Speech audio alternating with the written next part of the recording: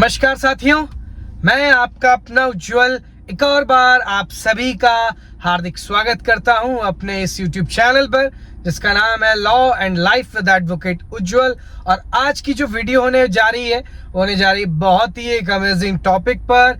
जैसे कि आप सभी ने मेरी लास्ट वीडियोस में देखा कि मैंने अपनी गाड़ी के ऊपर जो है वो वीडियोस बनाई काफ़ी सारी, जिस चीज़ जो टॉपिक्स इंपॉर्टेंट थे, जो आप लोगों तक जो है कहीं ना कहीं एक बहुत एसेंशियल जानकारी या इम्पॉर्टेंट जो आप कह सकते हो कि जानकारी पहुंचा सकती थी वीडियोस, वो वाली मैंने जो है वीडियोस बनाई। और आज की वीडियो भी जो है कुछ उसी तरीके से बहुत ज़्यादा अमेजिंग होने वाली है। आज की वीडियो का जो टॉपिक रहने वाला है बेसिकली कि हमारा जो है वो किस तरीके से एक्सपीरियंस रहा अपनी इस अर्टिगा गाड़ी को लेकर, जो हमने 45,000 जो है किलोमीटर्स जो है वो हमने चला दी, अभी तक ड्राइव कर ली है। और आज जो है मैं आप सभी के साथ वो एक एक्सपीरियंस अपनी इस गाड़ी को लेकर जो है साझा करूंगा। तो चलिए बढ़ते हैं इस वीडियो में आगे बिना किसी देरी के साथ। तो सबसे पहले जो है मैं आप सभी को बता देना चाहता हूं कि हमारी इस गाड़ी को वो ये तीसरा साल जो है वो रनिंग में है। 2 साल जो है वो इस गाड़ी को लिए हुए हो चुके हैं और 45,000 किलोमीटर जो है वो हमने इस गाड़ी को ड्राइव कर लिया है। और बहुत ही अमेजिंग जगहों पर जो है ये गाड़ी हमारी गई है, साथ ही साथ फैमिली के साथ भी गई है लॉन्ग रूट्स पर, जैसे दिल्ली हो गया या फिर आप कह सकते हैं राजस्थान, बहरोड आप कह सकते हैं, और हरियाणा, राजस्थान, और हम जहाँ रहते हैं उत्तराखंड में, वहाँ तो ये जो गाड़ी है वो चली ही है। तो अब जो है वो मैं आप सभी के साथ इसकी एक्सपीरियंस जो है इस गाड़ी के, जो हमने 3 साल में या आप कह सकते हो 2 साल में महसूस करे, चलाकर इसको हमने जो फील करा, वो जो है मैं आप सभी के साथ अब साझा करना चाहता हूँ इस वीडियो के द्वारा। तो सबसे पहले जो है वो मैं बात करना चाहूँगा इस गाड़ी से रिलेटेड कि जब हमने इस गाड़ी को लेने का सोचा तो बहुत सारे जो है वो हर्डल्स कहीं ना कहीं चीज़ों को लेके आ रहे थे कि फैमिली जो है वो थोड़ी छोटी है, तो आप लोग जो है वो क्यों इस तरीके से, मतलब हम लोग सोच रहे थे कि ज़्यादा सीटर गाड़ी है, 7 सीटर गाड़ी है, तो क्या एक छोटी फैमिली के लिए ये सूटेबल रहेगी या नहीं रहेगी। साथ ही साथ कहीं ना कहीं अर्टिगा गाड़ी को लेके लोगों के मन में ये भी रहता है कि ये एक पर्सनल यूज के लिए गाड़ी जो है वो नहीं बनी है, कहीं ना कहीं आप कह सकते हो ट्रैवल पर्पस के लिए बनी है, या आप कह सकते हो जो कॉमर्शियल पर्पस होते हैं ओला वगैरह, या बाहर जो बुकिंग्स पे जाती हैं जो जिनमें 7-8 लोग जो है जाते हैं बैठ के, उन सब चीज़ों के लिए जो है या उन सब कामों के लिए जो है ये गाड़ी बनी है। तो हम कहीं ना कहीं जो है इस चीज को लेकर थोड़ा सा सोच विचार कर रहे थे, मैं, मम्मी, पापा, कि क्या ये गाड़ी हमारे लिए जो है वो अच्छी रहने वाली है। हम जिस तरीके से मैंने आपको बताया कि एक छोटी फैमिली के लिए क्या ये गाड़ी सूटेबल होती है या नहीं होती, या ये पर्सनल यूज के लिए सूटेबल रहेगी या नहीं रहेगी, क्योंकि कहीं ना कहीं इस गाड़ी की जो एक थोड़ी सी इमेज बनी है वो कहीं ना कहीं ये कि ये गाड़ी जो है वो टैक्सी पर्पस के लिए है। तो आज सभी को आज जो है मैं बताने जा रहा हूं कि किस तरीके से जो है हमारा इस गाड़ी को लेने का सफर जो है वो शुरू हुआ, फिर किस तरीके से जो है वो हमने ये गाड़ी ली, फिर ये गाड़ी जो है वो हमारे घर पर आई, और फिर जो है हमने इस गाड़ी के साथ कहां ट्रेवल करा अपनी फैमिली के साथ, और कितना जो है वो हमने इसमें लगेज रखा, कितने लगेज के साथ जो है ये गाड़ी चल सकी, किस तरीके से जो है वो मेरा एक्सपीरियंस रहा पर्सनली इस गाड़ी को ड्राइव करने का। आज जो है हर एक चीज मैं आप सभी के साथ साझा करूंगा इस वीडियो के द्वारा। तो चलिए सबसे पहले, जैसे कि मैंने आप सभी को अभी बताया कि किस तरीके से जो है वो कहीं ना कहीं थोड़े से हर्डल्स आ रहे थे या कॉम्प्लिकेशंस थी माइंड में लेके कि क्या हम सभी को, मतलब फैमिली में, ये गाड़ी लेनी चाहिए या नहीं लेनी चाहिए। तो देखिए सबसे पहले मैं आपको बता दूं, अगर आपको बजट फ्रेंडली आप कह सकते हो, अगर आपको बजट फ्रेंडली गाड़ी चाहिए, लॉन्ग रूट्स के लिए चाहिए, कंफर्टेबल सीट्स चाहिए, चाहे वो को पायलट सीट हो या आप कह सकते हो ड्राइवर सीट हो या पीछे की जितने भी सीट्स हो, वो अगर आपको कंफर्टेबल चाहिए, पॉकेट फ्रेंडली गाड़ी चाहिए, आपका सामान जो है वो ज़्यादा होता हो, आप लगेज जो है वो ज़्यादा कैरी कर कर चलते हो, तो आप सभी के लिए जो है ये गाड़ी कहीं ना कहीं बहुत ज़्यादा परफेक्ट रहने वाली है। आप इस गाड़ी को जो है वो आंख बंद करके इस गाड़ी को आप ले सकते हैं। ये कहीं ना कहीं आपको बहुत ही आप कह सकते हो लग्जूरियस प्रोवाइड कराएगी, चाहे आप इसमें खुद ड्राइव करें, चाहे आप इसमें को पायलट सीट पर बैठें, चाहे आप इसकी पीछे वाली सीट्स में बैठें या सबसे पीछे जो थर्ड रो है इसकी, अगर आप उसमें भी बैठते हैं तो आपको किसी भी तरीके की डिफिकल्टीज का सामना फेस नहीं करना पड़ेगा। तो अब जो है वो हमने गाड़ी बुक कराई, क्योंकि हमको जैसे मैंने आपको बोला कि थोड़े से हर्डल्स लगे, लेकिन कहीं ना कहीं ये हो रहा था कि अभी तक जो है वो स्विफ्ट रही है, पहले वाली स्विफ्ट रही है, तो हमने सोचा कि हमने जो है अभी तक इस गाड़ी को जो है वो ट्राई नहीं करा।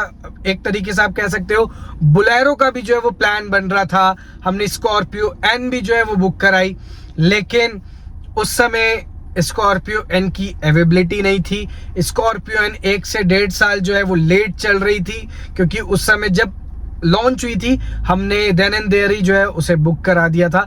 इवन मैं और मेरे पापा आए थे देहरादून महिंद्रा के शोरूम पे उसे बुक कराने, तो जब हमने पता करा तो बुक भी जो है वो हमने करा दी थी। 1-1.5 साल उसकी जो है टाइम पीरियड जो है वो चल रहा था।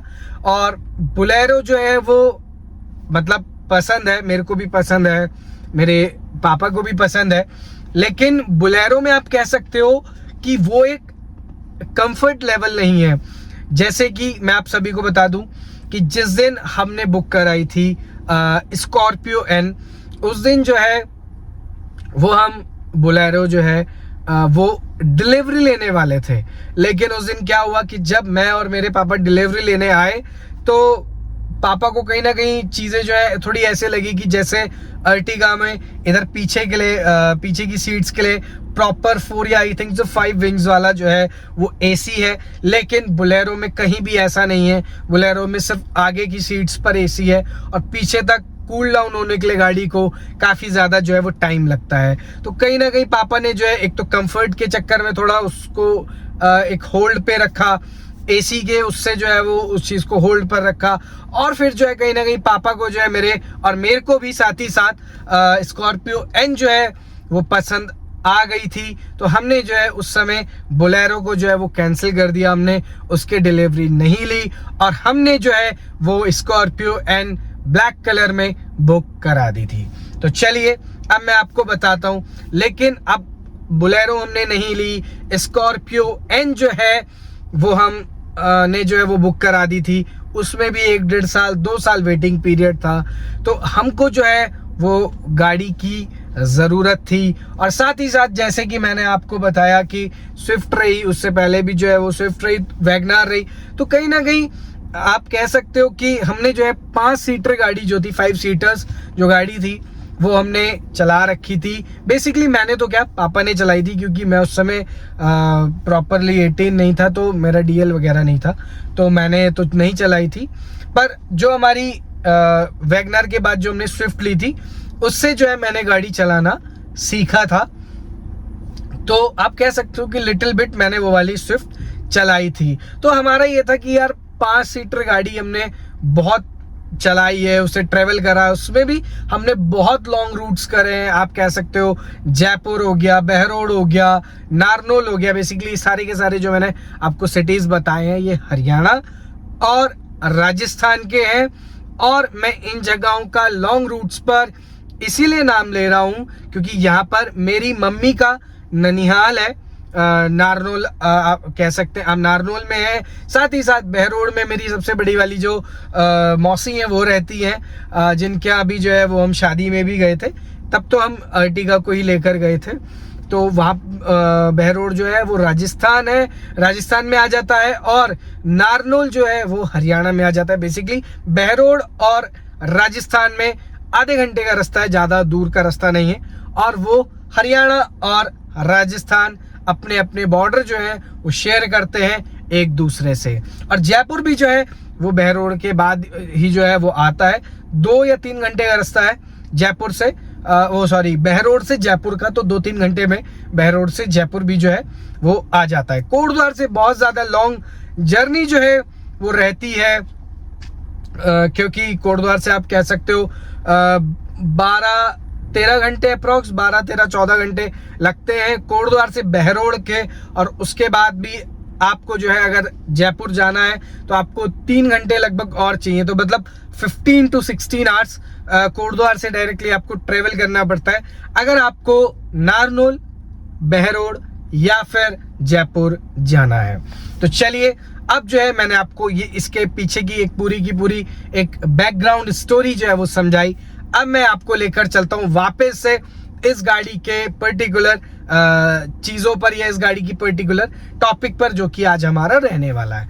तो फिर जो है हमने गाड़ी बुक कराई, और मैं आपको बता दूं इस गाड़ी को आने में भी बहुत ज़्यादा वेटिंग पीरियड था अर्टिगा को आने में, क्योंकि अर्टिगा मैंने आपको बताया कि बहुत ज़्यादा टैक्सी पर्पस, और उसको बेसिकली टूर एम कहते हैं, TOUR, टूर एम, तो उसमें जो है ये बिकती है, सबसे ज़्यादा टैक्सी पर्पस पे ये चलती है। तो इसलिए जो है ये पर्सनल आप कह सकते हो, अगर आपको पर्सनल प्राइवेटली लेनी है, अपने पर्सनल यूज़ के लिए लेनी है, प्राइवेट नंबर पर लेनी है, वाइट नंबर प्लेट पर लेनी है, तो आपको कहीं ना कहीं जो है वो वेट जो है वो करना पड़ेगा। और इसके लिए भी जो है वो हमने अप्रॉक्स 1 ईयर वेट करा। बहुत ज़्यादा जो है मैंने फ़ोन करता रहा बार बार मारुति में, इधर उधर डीलर्स से भी बात करी कि कहीं से अगर हमें जल्दी मिल जाए, लेकिन जल्दी कहीं से भी अवेलेबिलिटी नहीं हो पा रही थी। उन लोगों ने भी बहुत ज़्यादा ट्राई करा, इवन उन्होंने, क्योंकि जैसे हमने गाड़ी कोटद्वार से ली अर्टिगा, तो कोटद्वार में जैसे मतलब आप कह सकते हो लिंक्स हैं, कॉन्टैक्ट्स हैं, तो उन्होंने भी जो है पर्सनली कंपनी में जो वहाँ के टीम मैनेजर थे, टीम लीडर्स थे, उन्होंने भी कहीं ना कहीं इधर उधर फ़ोन मिलाए। जैसे रुड़की से जो है वो गाड़ियाँ आती हैं कोटद्वार के लिए, उन्होंने वहाँ पे भी फ़ोन करा कि मतलब अगर बहुत जगह फ़ोन करा कि अगर कहीं से जल्दी अवेलेबल हो जाए, या किसी कोई गाड़ी ले रहा हो अर्टिगा और वो फिर ना ले रहा हो, उसकी कैंसिल हो जाए बुकिंग, वो नहीं लेना चाह रहा हो, तो हमको जो है वो ट्रांसफ़र हो जाएगी गाड़ी। लेकिन ऐसा नहीं हुआ। वो कहते हैं कि जैसा भगवान करते हैं वो सब अच्छे के लिए करते हैं। तो गाड़ी जो है वो ये वाली जल्दी नहीं आ पाई अर्टिगा हमारी। ये पूरे के पूरे 1 साल लेकर जो है ये गाड़ी आई। उसके बाद जो है हमने इसकी डिलीवरी ली। तो कहीं ना कहीं हमारा तो ये था कि यार अब हमने 5 सीटर तो चला ही रखी है ऑलरेडी, तो हमको जो है थोड़ी बड़ी गाड़ी चाहिए थी, तो हमने ये वाली ली अर्टिगा। और उसके बाद जब हमने गाड़ी को लिया, हमने इसको लेकर ट्रैवल करा। जैसे कि सबसे पहले अगर ये गई थी तो वो मेरे ननिहाल गई थी, यानी कि लैंसडाउन गई थी, मेरी नानी जी के घर पर गई थी। और जब उन्होंने गाड़ी देखी तो उनका ये था, अरे यार तुम तो बहुत छोटी फैमिली है तुम्हारी, तुमने क्यों इतनी बड़ी गाड़ी ले ली। तो बस हमारा यही था कि मतलब हमने भी उन्हें यही कहा कि हमने 5 सीटर्स चला ली थी, तो हमको चलानी थी थोड़ी बड़ी गाड़ी। तो वो कहीं ना कहीं हमने सोचा कि चलो कोई नहीं, तो हमने जो है वो ले ली। तो हम फिर हमारी नानी जी ने कहा, हमारी मौसी रहती है वहाँ पे, उन्होंने भी कहा कि यार छोटी फैमिली थी तो छोटी लेते, पर ये बहुत बड़ी गाड़ी हो गई 2-3 जनों के लिए, तो ये बहुत बड़ी गाड़ी है। तो खैर कोई नहीं, फिर हमने बता दिया कि रीज़न क्या था। तो फिर उसके बाद जो है मेरी नानी जी, मेरी मौसी, मैं, मम्मी, हम तीनों चारों लोग गए, क्या बोलते हैं वहाँ पर लैंसडाउन में माता का मंदिर है, वहाँ पर भी हम गए। और कालेश्वर मंदिर भी जो है वहाँ पर भी हम गए। हमने इस गाड़ी को वहाँ पर भी जो है कालेश्वर भगवान का भी जो है वो कह सकते हो आप आशीर्वाद दिलवाया। माता के मंदिर का भी जो है वो हमने आशीर्वाद दिलवाया। मैं ही था उस दिन, पापा नहीं गए थे, मैं, मम्मी और मेरी नानी जी थी लैंसडाउन में, और मेरी मौसी थी। तो फिर हमने जो है गाड़ी ली, वहाँ पे गए लेकर और मंदिर वगैरह गए जैसे कि मैंने आपको बताया। फिर हमने नानी जी से और प्राची मौसी से हमारी जो है उनसे पूछा कि क्या एक्सपीरियंस है पीछे वाली सीट्स में इसमें बैठने का। तो पीछे वाली में नानी जी तो आगे भी बैठी थी, तो उन्होंने तो यही कहा कि एक्सपीरियंस सही है, और पीछे मतलब जो है ना ये आगे से जो है आगे की जो दोनों सीट्स हैं, पायलट और को पायलट सीट, वो थोड़ी सी डाउन लेवल पर है, क्योंकि वो एक तरीके से उसमें बनाई हुई है कि आपको जो है ड्राइवर को कोई भी डिफिकल्टीज का सामना जो है वो फेस ना करना पड़े। और पीछे की जो सीट्स है वो थोड़ी सी आप कह सकते हो थोड़ी सी अपवर्ड है, थोड़ी सी ऊंचे सरफेस पे जो है वो बनी हुई है। और प्रॉपरली जब आप पीछे बैठोगे तो आपको एक ऐसा फील आएगा कि मैं तो जैसे बैठता हूँ तो मेरे को तो ऐसा लगता है जैसे कोई मिनिस्टर हो या कोई पॉलिटिशियन वगैरह की आप सीट्स में बैठ गए हो, क्योंकि ऊंची है और फिर जो है आप ऐसे हैंडल करके पकड़ लेते हो, और फिर जब गाड़ी आपकी चलती है तो आपको जो है वो इस तरीके का जो है आप कह सकते हैं एक्सपीरियंस जो है वो होता है कि आप कोई पॉलिटिशियन है या कोई विधायक वगैरह है, MP वगैरह है, उस तरीके की पोस्ट पर आप हैं, तो आपको जो है उस तरीके की फीलिंग्स भी जो है वो इस गाड़ी में पीछे की सीट्स पर बैठकर आती हैं। ये भी एक एक्सपीरियंस है, बहुत अच्छा एक्सपीरियंस है। और चलिए दोबारा से इस पर आते हैं टॉपिक पर। फिर जो है हमने ली, फिर जो है हमने ट्रेवल करा इस गाड़ी से, जैसे बुआ जी वगैरह के घर जाना, हरिद्वार वगैरह, यहाँ सब जाना जहाँ जहाँ मेरी बुआ जी वगैरह रहती हैं। लेकिन फिर जब ये गाड़ी लॉन्ग रूट पर गई, आप कह सकते हो जो मैंने आपको बताया बहरोड, वो सबसे लॉन्ग रूट है, क्योंकि वो कोटद्वार से 12-13 घंटे 14 घंटे अप्रॉक्स लगते हैं कंटिन्यूस ड्राइव में। कंटिन्यूस मीन्स आप थोड़ा थोड़ा तो ब्रेक लोगे ना, आप लगातार तो 12-13-14 घंटे कोई भी गाड़ी नहीं चला सकता। तो मैं, मेरे मम्मी पापा, तो हम सब जो है जब बहरोड हम गए, आप कह सकते हो मतलब क्या कह सकते हो, भैया की शादी थी, सौरभ भैया की हमारे, वहाँ पर हम गए। तो मतलब गाड़ी हाईवे पर मैं आपको बताता हूँ इतनी दब के चली, मतलब वो प्रॉपर एक Delhi to Jaipur expressway था। वो आज का नहीं, बहुत पहले का बना हुआ है, वो तब का बना हुआ है जब हम पे शायद वैगनार थी या स्विफ्ट थी इससे पहले वाली, तो तब का वो बना हुआ है। तो मेरा तो पहली बार मतलब आप कह सकते हो एक्सपीरियंस था वहाँ पर इस गाड़ी को या इतने लॉन्ग रूट पर ले जाने का। तो बहुत दब के चल रही थी, दब के इसलिए भी चल रही थी क्योंकि हम 5 लोग थे, मैं, मम्मी, पापा और पीहू और मीहू, हम 5 लोग थे। और हमारा पांचों का आप देख सकते हो लगेज कितना रहा होगा। तो पीछे की जो सीट्स थी वो मैंने प्रॉपर जो है वो लेट डाउन कर दी थी, वो नीचे हो जाती है। इवन जिसकी जस्ट पीछे वाली सीट्स है वो भी हो जाती है। मैंने आप सभी को दिखाया भी था कि किस तरीके से मैंने गाड़ी में बेड बनाया था, वो भी एक मैं आपको बताऊंगा कि वो भी एक इसमें एक्सपीरियंस, बहुत प्यारा एक्सपीरियंस है। और मैं अब दोबारा से आता हूँ इस बात पर कि सबसे पीछे वाली जो सीट्स है उनको मैंने लेट डाउन कर दिया था। CNG का इसमें जो हमारी ये वाली CNG है, CNG प्लस पेट्रोल है, तो CNG जैसे है, और फिर पूरी की पूरी सीट्स हैं तो वो इक्विवेलेंट हो जाती है। थोड़ा सा स्पेस होता है ऊपर नीचे का, पर इक्विवेलेंट हो जाती है। तो उससे क्या होता है, आपको और भी ज्यादा जो है स्पेस मिल जाता है सामान रखने का। तो मेरे बैग, मम्मी के बैग, पापा के बैग, पीहू मीहू के बैग, तो मतलब उस समय आप कह सकते हो कि गाड़ी वर्थ इट। मतलब उस समय मेरे को ऐसा लगा कि यार गाड़ी बहुत ज्यादा वर्थ इट है और ले सकते हो। मतलब इतना सारा सामान, इतना सारा लगेज गाड़ी ने कैरी करा और इतने अच्छे से मतलब गाड़ी हमें लेकर गई। मतलब कोई भी, भगवान की दुआ से कोई भी चूं से चा नहीं करी गाड़ी ने, बहुत इजीली, बहुत रफ एंड टफ तरीके से लेकर गई। हाईवे हो, कहीं भी हो, थोड़ा सा एक माइनस पॉइंट ये रहता है इस गाड़ी का कि आप कहीं भी गली में नहीं डाल सकते, गली में नहीं डाल सकते, ज्यादा कहीं ऊंचा सरफेस है वहां आप नहीं लेकर जा सकते। जैसे कि आप सभी को पता है कि मारुति की गाड़ियां जो है उनका ग्राउंड लेवल कम होता है, उनका ग्राउंड क्लियरेंस जो है वो कम होता है। लेकिन जो अब वाली स्विफ्ट आई है, जो हमने अभी एक और नई ली है 1 जनवरी को मेरे पापा के बर्थडे पर, तो उसका ग्राउंड लेवल तो बहुत ही नीचे है। मतलब मैंने जब उसे ड्राइव करा, उसे चलाया, तो उसको चला के तो ऐसा लगता है स्विफ्ट को जैसे आप मिनी कूपर या लंबोर्गिनी चला रहे हो, बिल्कुल ऐसा लगता है जैसे बिल्कुल जमीन पे बैठे हो। लेकिन जब आप उसके बाद जैसे अर्टिगा में आओगे चलाने के लिए, तो आपको लगेगा हाँ मतलब एक सही लेवल की गाड़ी पर आप बैठे, मतलब जिसका सही लेवल मीन्स कि जिसका एक ग्राउंड क्लियरेंस सही है। और जल्दी से अर्टिगा जो है वो भगवान की दुआ से नीचे से भी नहीं लगती। वैसे तो देखिए हर गाड़ी लग भी जाती है अगर आप देख के नहीं निकालोगे, लेकिन अगर आप देख के निकालोगे हर एक चीज तो बहुत इजीली गाड़ी आराम से और आसानी से निकल जाती है। बड़े से बड़े गड्ढा जो होता है बेसिकली उसमें भी कहीं ना कहीं अगर आप बचा के निकालोगे या एक ही टायर जाएगा नीचे, दोनों नहीं गए, तो गाड़ी जो है वो इजीली आपकी निकल जाती है। तो अब मैं आपको बताता हूँ, हम जो है कोटद्वार से हमारी बहरोड तक की जर्नी बहुत स्मूथ रही।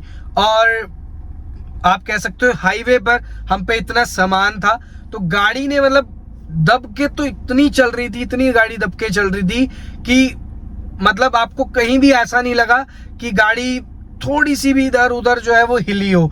हालांकि वो हाईवे बहुत अच्छा बना हुआ है, गाड़ी भी उस पर बहुत सही चल रही थी, 120 140 पे भी आई थी गाड़ी, ऐसा नहीं है। हालांकि चलानी स्लो चाहिए, पर मैंने फिर भी थोड़ी बहुत टेस्ट करा कि इतनी चलती है यार, पर उतनी चलने के बावजूद भी गाड़ी ने कोई चूं से चा नहीं करी, गाड़ी बहुत आराम से चलती रही।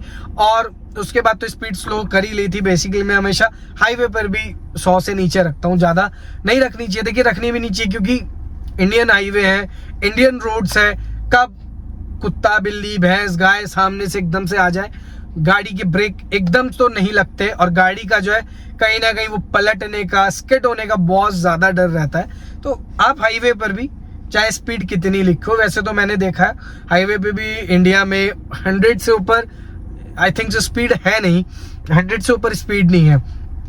तो उस पर जो है 80 से 100 के बीच में आप गाड़ी रखोगे, आपको एवरेज बहुत देगी। और एवरेज के साथ साथ आप एक कंफर्टेबल ड्राइव करोगे, मैं इस अर्टिगा की बात कर रहा हूँ, कंफर्टेबल ड्राइव करोगे, सेफ ड्राइव रहेगी। और जो आपके पीछे वाले लोग हैं, आपको तो एक बारी को फिर भी आगे वाले को पायलट वाली सीट्स पर आपको फिर भी एक बारी को जो है वो झटका महसूस हो सकता है, लेकिन पीछे वाली सीट्स पे नहीं होता। क्यों? क्योंकि गाड़ी के आप कह सकते हो पैनल बड़े हैं, लंबी गाड़ी है, बहुत लंबी गाड़ी है। इस तरीके से देखिए पैनल है, तो आपकी आगे वाली सीट यहाँ है, तो बीच वाली सीट बिल्कुल यहाँ है और तीसरी वाली बिल्कुल यहाँ पर है। तो अब आप देखिए गाड़ी में झटकाया, आगे वाला हिला, पीछे वाला हिला, बीच वाला स्ट्रेट पोजीशन पर निकल गया। देखिए महसूस तो होता है, ऐसा नहीं है कि बिल्कुल भी महसूस नहीं होगा कि गाड़ी में झटका आया या नहीं आया। पर इसकी बहुत खास बात है, पीछे की सीट ऊंची है, गड्ढे में जाती है तो आगे वाले को झटकाएगा, सबसे पीछे वाले को भी जल्दी से वैसे नहीं आता। पर बहुत तेज बम्प लिया है गाड़ी ने, कहीं बहुत तेज झटके में गई है, तो जो है गाड़ी को सामना करना पड़ता है, पीछे वालों को भी सामना करना पड़ता है। पर बीच वाले बहुत इजीली जो है निकल जाते हैं। और जैसे मेरी मम्मी की थोड़ा सा आप कह सकते हो बैकबोन में जो है वो दिक्कत है, तो उनको एक गद्दी है डॉक्टर के द्वारा जो है वो रिकमेंड करी गई है, तो वो उस गद्दी पे भी बैठती हैं। तो उससे क्या होता है और सीटिंग जो है वो उनकी और ऊंची हो जाती है। जैसे अगर आप कह लो यहाँ पर आपकी गाड़ी है और इतनी ऊंची गद्दी है, तो आप देखो आप कितने ऊंचे पर आ चुके हो, सीट रह गई यहाँ पर, आप और मतलब एक तरीके से वो बहुत स्पंजी टाइप की, बहुत ज्यादा जो है स्पंज रहता है उसमें, क्योंकि बैक में अगर आपके पेन है तो उस तरीके से वो डिजाइन करी गई है। तो जब आदमी वहां पर बैठता है, उसमें बैठ के चलता है, और भी जो है झटके आपको जो है महसूस बिल्कुल भी नहीं होते हैं। और मैंने आपको बताया पीछे की सीट्स तो जो है वो कहीं ना कहीं उठी हुई हैं।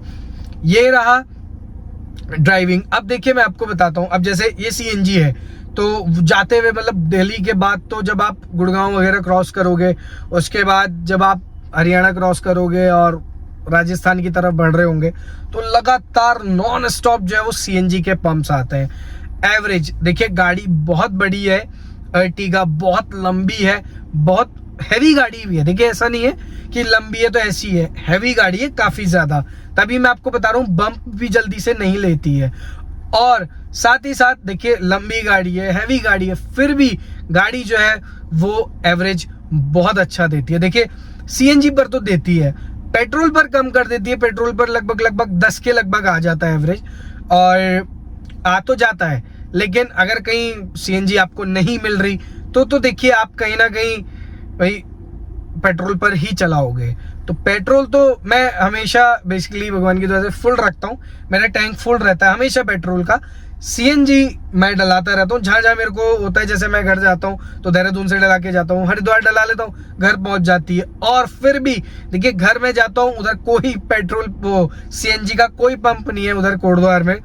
लेकिन जब मैं वापिस आता हूँ तो जब मैं वहां से चलता हूँ तब भी जो है गाड़ी हाफ से भी अगर एक डंडा नीचे, 2 डंडे नीचे, तब भी गाड़ी हरिद्वार पूरा क्रॉस करती है। हरिद्वार पूरा क्रॉस करने के बाद जो है वो सीएनजी पंप है, जैसे कि मैंने आपको उसमें वीडियो में भी बताया था जहां पर 105 की कितने रुपए सीएनजी, 105 108 रुपए सीएनजी थी। वहां पर पूरे वो हरिद्वार क्रॉस करके है, उसके बाद डायरेक्ट जो है वो देहरादून वाला हाईवे लग जाता है, वहां पर सीएनजी भरती है। तब भी एक बार हुआ है मेरे साथ ऐसा कि जब गाड़ी जो है रिजर्व पर आई है सीएनजी पर, वहां पर आते हुए। अदरवाइज अगर आप गाड़ी प्रॉपर चलाओगे, स्मूथली चलाओगे, मतलब स्मूथली मीन्स देखिए स्मूथ तो आप कैसे ही चलाओगे क्योंकि रोड्स के हिसाब से आप गाड़ी चलाओगे, लेकिन आपके ऊपर बात करती है कि आप किस तरीके से जो है वो हैंडलिंग रखना चाहते हैं गाड़ी की, किस तरीके से जो है वो आप चलाना चाहते हैं गाड़ी को, और किस हिसाब से आप चला रहे हो, गियर ज्यादा कर रहे हो, कभी ऊपर कभी नीचे, कभी ऐसे दिक्कत अगर कर रहे हो बार बार, तो कहीं ना कहीं गाड़ी जो है वो एवरेज कम करती है। लेकिन अगर आप प्रॉपरली स्मूथली हैंडलिंग करके चला रहे हो, रेस ड्राइविंग नहीं कर रहे हो, प्रॉपरली एक स्मूथ आराम से गाड़ी चला रहे हो, तो आपको जो है गाड़ी प्रॉपर एवरेज देती है। तो जैसे कि मैंने आपको बताया कि मेरे में हाफ या उससे थोड़ी सी नीचे रहती है सीएनजी, तो तब भी जो है सिर्फ एक बार हुआ है कि गाड़ी रिजर्व पर लगी सीएनजी पे, अदरवाइज कभी भी सीएनजी पर गाड़ी जो है मेरी रिजर्व पर ऐसे नहीं आई। और वहां जाते हुए जब हम बहरोड जा रहे थे तो मतलब मैंने ऑन एन एवरेज निकाला था, बहुत सही एवरेज दे रही थी गाड़ी। आप कह सकते हो 20 से 25 किलोमीटर पर लीटर का जो है एवरेज दे रही थी गाड़ी, बहुत सही। क्योंकि हम मतलब ऐसा, मैं या मेरे पापा हम ऐसे वेट नहीं करते कि सीएनजी जब खत्म होगी तभी जो है वो हम इसको फिल करवाएंगे। ऐसा भी हो सकता है कि अगर खत्म हो गई फिर नहीं मिली, फिर पेट्रोल पर चलानी है, फिर भी कहीं ना कहीं वो एवरेज तो घट जाएगा एकदम। तो क्या करते हैं हम कि अगर हाफ तक आई है और फिर कहीं अगर जो है वो हमें पंप जो है वो देखने को मिल गया, कहीं पर भी पंप है, तो हम उतर जाते हैं और भरवा लेते हैं। तो आप देखिए लगेज था हम पर, उस समय हम गाड़ी में 5-5 लोग ट्रेवल कर रहे थे। थोड़ा सा मीहू को दिक्कत हो रही थी क्योंकि वो वॉमिट्स कर रही थी, पर उसके अलावा बाकी मेरी मम्मी ने भी बहुत स्मूथली जो है बहुत इजीली इसमें सफर करा इतने लॉन्ग रूट पर। देखिए बैक में पेन तो थोड़ा बहुत रहेगा क्योंकि अगर आपके लगी है बैक में और पेन है कंटिन्यूस तो वो तो रहेगा, लेकिन अगर आप मम्मी से भी मेरी एक्सपीरियंस पूछेंगे, तो मैंने जैसे पूछा था तो मम्मी ने कहा कि नहीं एक्सपीरियंस सही है भाई, इतने लॉन्ग रूट पे 12, 14, 15 घंटे आप ड्राइव कर रहे हो। और ड्राइव तो चलो मैं कर रहा था, लेकिन मेरा तो चलो फिर भी जो ड्राइवर होता है, जो ड्राइव करता है, उसका पूरा ध्यान गाड़ी चलाने पर होता है, तो उसकी जो और चीजें होती हैं वो उन चीजों को कहीं ना कहीं भूल जाता है, लैग कर जाता है। लेकिन जो और लोग होते हैं जो बैठे होते हैं, पीछे बैठे हैं, आगे बैठे हैं, तो वो तो खाली है, वो तो इधर या तो इधर उधर देखेंगे या कहीं ना कहीं अगर किसी को दर्द है कुछ है तो वो जो है उनको महसूस होता है। और जैसे कि मैंने आपको बताया इसमें बीच वाली सीट्स इतनी चौड़ी है, मतलब प्रॉपर चौड़ी है और प्रॉपर लंबी है कि आप जो है इसमें इजीली सो भी सकते हो, कोई दिक्कत नहीं है। हालांकि मैंने ये कभी भी ट्राई नहीं करा हाईवे पर या कभी लॉन्ग रूट पे, पर मैं ऐसा चाहता हूं कि मैं आप सभी लोगों के लिए ये ट्राई जरूर करूं कि जैसा मैंने इसमें बेड बनाया था, ठीक है, जैसे मैंने इसमें बेड बनाया था, और बहुत प्यारा बेड बनता है। और बस आपको कुछ नहीं करना होता, आपको एक गद्दा चाहिए, ठीक है, क्योंकि जैसे ही आप गद्दा डालोगे इस पे, जो बीच के जो गैप होते हैं दोनों सीट्स के पीछे सीएनजी वाले उसमें पूरे भर जाते हैं, इक्वल हो जाते हैं। और उसके बाद कुछ नहीं करना, आपको आगे चलाना है एसी, पीछे वाला भी एसी चलाना है आपको, और खोल लेना है पीछे वाला एसी भी और आगे वाला एसी भी, और उसके बाद जो आपको सोते हुए चलना है। पर ये मैंने आज तक I have never experienced these many things, पर मैं सोच रहा हूँ कि जिस तरीके से मैंने बेड बनाया था बहुत अच्छा एक्सपीरियंस था मेरा, और मैं ये चाहता हूँ कि एक बार मैं ये जरूर ट्राई करूंगा कि ये हाईवे पर इसमें बेड बनाकर जो है वो किस तरीके से इसका एक्सपीरियंस रहता है। क्या सीट्स ऊंची हैं तो बैठकर ही सही चीज मतलब सही तरीके से हम जा सकते हैं, या फिर सोकर भी जो है वो हम इसमें जा सकते हैं। जैसे कि मैंने काफी सारे व्लॉगर्स को देखा है, अब देखा है मैंने तो बेड बहुत पहले बना दिया था, पर मैंने तो अब देखा है कि काफी सारे व्लॉगर्स को वो अपनी आप कह सकते हो मर्सिडीज में, रूबीगॉन में, या फिर ये जो और गाड़ियां होती हैं जैसे कार्निवल वगैरह, इन सब में बनाते हैं बेड वेड। पर हमने तो अर्टिगा में बनाया था, मैंने अर्टिगा में बनाया था, ट्राई करा था और बहुत अच्छा बना था, बहुत अच्छी वीडियो बनी थी, बहुत ज़्यादा अमेजिंग वीडियो थी, और वो स्पेशली मेरे पापा को बहुत पसंद आई थी, मम्मी को भी पसंद आई थी, लेकिन सबसे ज़्यादा अगर वो वीडियो किसी ने पसंद करी थी तो वो मेरे पापा ने करी थी। आप मेरी उसमें चैनल पर जाके स्क्रॉल करना, आपको वो वीडियो जो है वो भी डेफिनेटली देखने को मिलेगी। तो चलिए, वो तो एक्सपीरियंस मेरे को अब ये याद आ गया, कभी भी ऐसा हुआ कि पापा ड्राइव कर रहे हो और हम हाईवे पर हो तो मैं इसमें एक बार बेड जरूर बना के देखूंगा कि किस तरीके से जो बेड एक्सपीरियंस रहता है हमारा। इसमें सोना सही रहेगा, मतलब प्रॉपरली इजीली नींद आ पाएगी, नहीं आ पाएगी, बहुत ज्यादा झटके लगेंगे या बिल्कुल भी नहीं लगेंगे, या जैसे इसमें बैठ के एक्सपीरियंस है क्या वो एक्सपीरियंस इसमें रहने वाला है या नहीं रहने वाला, इस पर भी जो है वो मैं एक पर्टिकुलर वीडियो आप सभी के लिए जरूर लेकर आऊंगा। तो चलिए अब वीडियो में बढ़ते हैं आगे। अब जो है अब हम बात करते हैं, वापस से गाड़ी पर आ जाते हैं। 45,000 जो है वो किलोमीटर्स भगवान की दुआ से वो हमने चला दी है। और देखिए, स्टार्टिंग में सबसे पहले 1000 किलोमीटर पर सर्विस होती है, फिर 5000 किलोमीटर पर होती है, या 6 महीने, दोनों में से जो चीज पहले हो जाए, 5000 किलोमीटर या 6 महीने। फिर होती है 10,000 किलोमीटर पर, तो वही रहता है कि 10,000 कब तक होंगे। अगर वो 10,000 जल्दी हो जाते हैं आप 10,000 जो है वो कर सकते हैं, लेकिन जब 10,000 एक बार हो जाता है, 1,000, 5,000, 10,000, उसके बाद जो है वो हर 10,000 पर जो है वो आपको गाड़ी की सर्विस करवानी पड़ती है। ये मारुति की गाड़ियों का जो है मेरे को जहां तक पता है वो यही है कि 10,000 किलोमीटर पर आपको जो है वो सर्विस करवानी पड़ती है। दो चीज में से एक चीज का अगर जो भी पहले पूरी होगी, या तो आपकी ये पहले हो 10,000 किलोमीटर पहले हो, या 1 साल। अगर गाड़ी चली भी नहीं है, 0 किलोमीटर चली है सर्विस के बाद, लेकिन अगर गाड़ी को खड़े खड़े भी 1 साल हो चुका है तो आपको जो है वो सर्विस करवानी पड़ेगी, क्योंकि ऑयल जो है वो नीचे बैठ जाते हैं, और ऑयल जब नीचे बैठ जाते हैं तो कहीं ना कहीं उसके बाद अगर आप गाड़ी चलाते हो तो आपको बहुत सारी दिक्कतों का सामना करना पड़ सकता है। ऑयल नीचे बैठ गया, वो नहीं घूम रहा जो है, अगर वो नहीं घूम रहा पिस्टन्स में, तो आप जो है गाड़ी का जो इंजन है वो भी सीज हो सकता है। तो देखिए, ये सब चीजें हैं, ये जो है कहीं ना कहीं आपको मद्देनजर, या आप कह सकते हो मैंडेटरी, आप सभी के लिए जो भी मारुति की गाड़ियां बेसिकली ड्राइव करते हैं उन सभी को पता होना ये जरूरी चाहिए कि कब कब सर्विस होनी है, हमने लास्ट सर्विस कब करवाई थी, अब सर्विस कब होनी है। क्योंकि इसमें जो है वो ये लिखा हुआ नहीं आता कि आपकी जो है गाड़ी इतने समय के बाद जो है वो चलनी बंद हो जाएगी, खड़ी हो जाएगी अगर आपने सर्विस नहीं कराई, ये सब नहीं आता। इसमें आपको जो है अपने ब्रेन का यूज करना है कि हमने लास्ट सर्विस कराई थी और अब सर्विस कब होनी है। तो दो में से कंडीशंस कभी भी जो भी पूरी हो, 1 साल वाली पहले पूरी हो या 10,000 किलोमीटर वाली पहले पूरी हो, तो आपको जो है किसी में से भी जो भी पूरी होती है वो आपको सर्विस करवानी है। अब देखिए 45,000 किलोमीटर जो है वो गाड़ी हमारी जो है चल चुकी है, 45,000 किलोमीटर। तो अब जो है मैं आपको इसमें और एक्सपीरियंस बताता हूँ। देखिए इतनी सर्विसेज हुई, सर्विसेज पहले तो मैं बता दूं, अर्टिगा की देखिए सर्विस तो महंगी है, क्योंकि देखिए गाड़ी बड़ी है, गाड़ी एक तरीके से आप कह सकते हो बड़ी गाड़ी है, लंबी गाड़ी है, और जब आपको इतना सारा वेल एक्सपीरियंस जो है गाड़ी प्रोवाइड कर रही है तो गाड़ी भी तो अपनी जो है मेंटेनेंस की कोई कॉस्ट रखेगी। तो वो जो है वो गाड़ी मैं बता दूं आपको, अर्टिगा सर्विस तो देखिए, सर्विस पे जो चार्ज होते हैं वो प्रॉपर लेती है।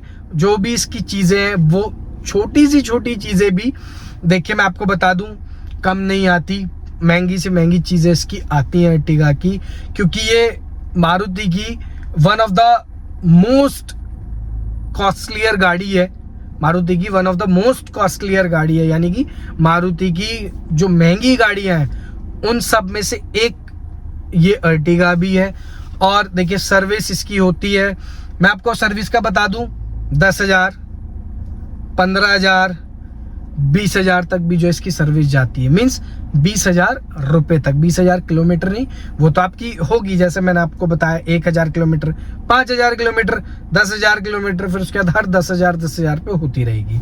तो जिसकी सर्विस है वो कहीं ना कहीं महंगी होती है। मतलब आप ये मान के चलो कि 10,000 की मिनिमम कॉस्ट तो 10,000 की हर सर्विस पर पड़ती है, यानी कि 1,000 किलोमीटर पर 1,000 रुपए की सर्विस आपकी बैठती है, या हर किलोमीटर पर 1 रुपए का खर्चा होता है। जैसे आपने गाड़ी 1 किलोमीटर चलाई 1 रुपए का खर्चा, तो वैसी जैसी 10,000 किलोमीटर इसमें पूरे होते हैं, मिनिमम आप लेकर चलना 10,000 रुपए की सर्विस होगी ही होगी।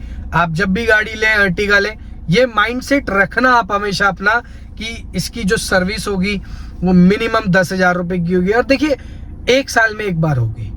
अब या तो आप गाड़ी 1 साल में जो है 1 साल पहले कंप्लीट हो गए, गाड़ी नहीं चली 10,000, तब भी 10,000 लगेंगे, और 1 साल पूरे नहीं हुए लेकिन 10,000 किलोमीटर पहले पूरे हो गए तो भी 10,000 मिनिमम लगेंगे ही लगेंगे। तो क्यों ना गाड़ी को खड़े करके क्या करना है, खड़े करने के लिए थोड़ी ली जाती है गाड़ी। तो मेरे नाना जी कहते थे चलती का नाम गाड़ी है। तो जो चलेगी, चलने से जो है, जो आप एक्सपीरियंस लेंगे, डिफरेंट जगहों का आप एक्सप्लोर करेंगे, उस चीज़ का जो है आप एक्सपीरियंस ले, लुफ्त उठाए। जब 10,000 किलोमीटर पूरे होंगे गाड़ी ले जाइए, मारुति में दे दीजिए, 1-2 दिन में आपकी। वैसे तो देखिए मैं आपको बता दूं, सुबह दोगे शाम तक वो गाड़ी आपकी करके दे देते हैं। लेकिन अगर आपने आज लेट दी है गाड़ी, जैसे अगर सपोज मान लो एग्जाम्पल मान लो आज मंडे है और आप कहीं से आए, आपको लगा कि यार अब कहीं निकलना है, लॉन्ग ट्रिप जाना है और सर्विस होनी है, तो अगर आपने मंडे को शाम को दी गाड़ी 3 बजे, 4 बजे, 5, तो आपकी गाड़ी उस समय नहीं मिलेगी। अगले दिन जो है आपको सुबह 10 बजे तो खुलता है बेसिकली, 11-12 बजे तक जो है वो आपकी गाड़ी कर भी दे देंगे आपको सर्विस, पूरी प्रॉपर सर्विस करते हैं। देखिए ट्रस्ट होना चाहिए। और मैं आपको बता दूं, जहां से मैं सर्विस कराता हूं वहां पर जो अंकल जी हैं जो करते हैं, मतलब जो सर्विस नहीं करते, वो बेसिकली हेड है सर्विस के, बिकॉज वो टेक्नीशियन है इन सब चीज़ों के। तो वो जो है जानने वाले हैं, और वो मेरे पापा की भी जो है वो फ्रेंड है। तो ये तो खैर मेरे को बाद में पता चला था कि वो मेरे पापा के फ्रेंड है, लेकिन जब मैं सर्विस मैं ही कराने जाता था क्या जाता ही हूँ, तो मेरे को तो बाद में पता चला कि वो मेरे पापा के जो है वो फ्रेंड है। और वो सर्विस आपकी गाड़ी की मतलब बहुत अच्छे से करवाते हैं। अगर आप नहीं भी जानते, वो आपको नहीं भी जानते, लेकिन उनको ये तो पता है ना कि गाड़ी इनकी है और ये मारुति की गाड़ी है, इनकी सर्विस होनी है। वो ऐसे टेक्नीशियन है, देखिए मैंने कभी उन्हें बोला नहीं, पर वो एक ऐसे टेक्नीशियन है, चलती हुई गाड़ी में बता देते हैं कि क्या दिक्कत आ रही है। मतलब चलती हुई गाड़ी होगी, वो बैठे भी होंगे, जनरली बता देंगे हाँ ये दिक्कत है, इसका ये चेंज होना है। तो ये सब चीज़ें, क्योंकि देखिए मैं आपको बताता हूँ ये सब चीज़ें कैसे हुई। एक बार क्या हुआ, मेरे पापा जो है वो कहीं जा रहे थे, कहीं ना बहुत तेज झटका आया। तो उसमें क्या हुआ कि जैसे बहुत तेज झटका आया ना, तो गाड़ी की थोड़े समय बाद वाइब्रेशन जो है वो बढ़ने लग गई। तो मैंने वो गाड़ी लेकर गया, तो जैसे ही मैं लेकर गया, पापा ने कहा कि एक बार ना इसको दिखा कर लाओ कि ना वाइब्रेशन बहुत हो रही है, और स्टीयरिंग में बहुत ज़्यादा ऐसा लग रहा है कि मतलब कांप रहा होगा जैसे स्टीयरिंग। तो मैंने दिखाई, तो मैं गया, तो उन्होंने मतलब सुनते ही बोल दिया कि इसकी ना माउंटिंग जो है वो टूट चुकी है। गाड़ी अंदर भी नहीं गई थी, मतलब उस पर जो उनका वो जैक होता है उस पर उठी भी नहीं थी, चेक भी नहीं हुई थी। वो जो सर्विस करते हैं वो तो बाद में बताते हैं, उन्होंने पहले कह दी इसकी माउंटिंग टूटी है, आपको रुकना पड़ेगा, गाड़ी छोड़नी पड़ेगी मारुति उद्योग गुड़गांव से, इसकी पहले माउंटिंग आएगी तब जाके इसमें जो है वो माउंटिंग फिट होगी। तो आप देख सकते हो कि किस तरीके की जो है वो टेक्नीशियन है। और आपको वो पता है क्या करते हैं, वो मतलब ऐसे बता देते हैं, अगर अच्छा ऐसा हो रहा है, अरे कोई दिक्कत नहीं है, गाड़ी चलाओ, बिंदास होके चलाओ। जब इसमें जो है अगर ऐसा कुछ होने लगा तब गाड़ी लाना, अदरवाइज नहीं। और उनके पास अगर आप जाते भी हो तो मैं उनका अब नाम ले ही लेता हूँ, जब मैंने इतनी तारीफ कर दी। उनका नाम है रविंद्र सिंह चौहान जी है उनका नाम, और कोटद्वार में जो है वो रहते हैं, मतलब सर्विस करते हैं कोटद्वार में जो मारुति का शोरूम है वहां पर वो हेड है इन सब चीज़ों के, टेक्नीशियन है वो बेसिकली। और अब तो जो है वो उनका प्रमोशन भी जो है वो हो चुका है, मैं आपको वीडियो के माध्यम से बता देना चाहता हूँ। तो मैं आपको बता दूं कि वो ना ऐसे मतलब वो आपको बिंदास होके बोलते हैं, अरे चलाओ यार गाड़ी। और वो ऐसे कि वो आपको कभी भी आपसे कोई भी अननेसेसरी कोई भी खर्चा नहीं करवाएंगे। जैसे हम पे जैसे स्विफ्ट है अभी जो मेरे पापा चलाते हैं, तो उसमें ना एक थोड़ी सी आवाज़ आती है, तो वो पता नहीं बेल्ट की है काई की, मेरे को भी याद नहीं, उन्होंने बताया था एक बार। तो उन्होंने कहा आवाज आती है, थोड़ी सी आवाज है, थोड़ी देर चलने के बाद आवाज बंद हो जाती है। तो जब 1-2 किलोमीटर के बाद चलने के बाद आवाज बंद ही हो जा रही है तो कोई दिक्कत नहीं है। तो उन्होंने कहा क्यों उस चीज को चेंज कराना। उन्होंने कहा अगर चेंज कराओगे तो खामखा इसमें कई हजारों का खर्चा आएगा बिना बात का, तो चलने दो, क्योंकि उस आवाज से कोई दिक्कत नहीं हो रही, कोई इतनी मतलब इतना कोई साउंड पॉल्यूशन वो कर नहीं रही। थोड़ी सी आवाज है जो आप को जो है खुद ही अंदर बैठ के सुनाई देती है, बाकी कोई थोड़ी बहुत बाहर सुनाई देती है, अदरवाइज कोई ऐसे साउंड जो है वो नहीं सुनाई देती। तो हमने तो सोचा कि जब अब करवाएंगे, अगर लगेगा तो हमें, तब हम उस चीज को चेंज करवा देंगे। तो मतलब वो इस तरीके के हैं। मतलब अगर आपका जैसे ब्रेक शू है तो इसके बहुत महंगे महंगे ब्रेक शू आते हैं, 3-3, 4-4, 5-5 हजार के भी इसके जो है वो ब्रेक शू आते हैं अर्टिगा के। तो वो ना देखकर पहले खुलवाते हैं, फिर वो फोन भी करते हैं आपको कि देखिए इसमें इतनी कंडीशन है, इतने 1000 किलोमीटर चल जाएंगे। वो पहले ही बता देते हैं कि जैसे आपने 10,000 किलोमीटर पे अभी सर्विस करवाई, फिर आपकी 10,000 पे होनी है दोबारा से, या 1 साल पूरे होने पे, तो बेसिकली गाड़ी तो चल रही है। तो वो क्या करते हैं, वो पहले ही बता देते हैं देखिए आपको ये चल जाएंगे 2,000-3,000 किलोमीटर अप्रॉक्स और चल जाएंगे, वो ऐसा बता देते हैं।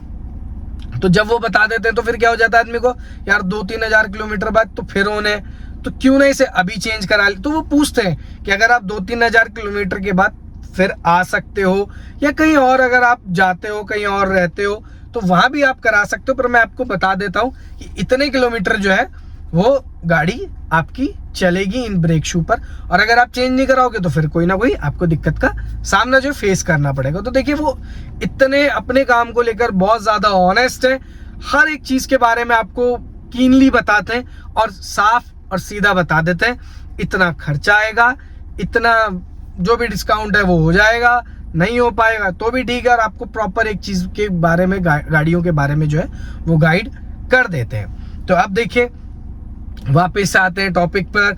45,000 किलोमीटर चलाई।